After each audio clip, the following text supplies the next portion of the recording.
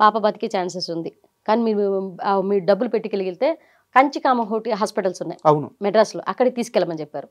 మా దగ్గర డబ్బులు లేవు ఆ టైంలో, అప్పుడే ఇల్లు కట్టున్నాము, పూర్తయిపోయింది, చిల్లి కావలేదు డబ్బులు. ఫ్రెండ్కి సీనన్న అయితే మాకు ఆ టైంలో డబ్బు సహాయం చాలా చేశాను, వడ్డీ లేదంతా పక్కన పెడితే డబ్బు సహాయం చేశారనమాట. సీనన్నకి ఫోన్ చేసి, అన్న మా పాప ఇట్లా చావు బతుకుల్లో ఉందన్న అంటే ఆయన వచ్చేసారు హాస్పిటల్ దగ్గరికి, వచ్చి 2 లక్షలు చేతిలో పెట్టేసి తీసుకెళ్ళమని చెప్పారు.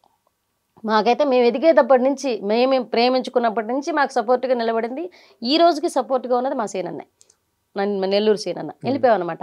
పాపను తీసుకెళ్ళిపోతే వాళ్ళు కాంచికామహోటి హాస్పిటల్లో 2 లక్షలు కట్టించుకొని లోపల పిలిచిన తర్వాత పాప తను చూసుకొని భయపడి కోమాలోకి వెళ్ళి చనిపోలే, కోమాలోకి వెళ్ళింది.